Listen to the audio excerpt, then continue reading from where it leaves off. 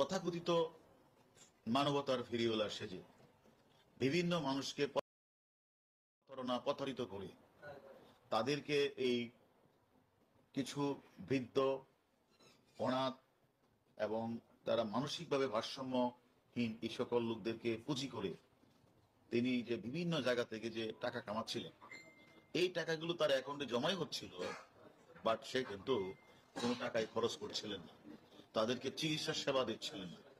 এবং সে কারণে তা আরো অনেক তথ্য আমরা পেয়েছি, ভয়াবহ তথ্য, লোমহর্ষ ঘটনা, সেগুলো আমরা পরে বলবো। তদন্ত চলছে, তদন্ত শেষ না করে আর বলা ঠিক হবে না।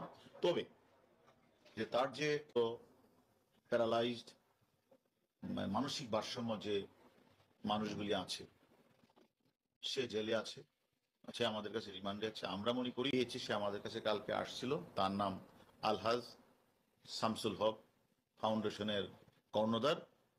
সে আমাদের, তাকে আমরা রিকোয়েস্ট করেছি যে আপনার তো ফাউন্ডেশন আছে, সে ফাউন্ডেশনটা দিয়ে আপনি যে আপনার ওই যে তথাকথিত মাদক সেবক যে মানে মিল্টন সমাদ্দার, তার যে আশ্রম ওল্ড অ্যান্ড চাইল্ড কেয়ার, এই আশ্রমের বাচ্চা বা অনাথ বা বৃদ্ধ যারাই রয়েছে তাদের জন্য খাওয়া দাওয়া চিকিৎসার সামগ্রী ব্যয়ভার বহন করে, এবং সে আমাদের কাছে সম্মত হয়েছেন এবং সবকিছুর ব্যয়ভার নেবেন।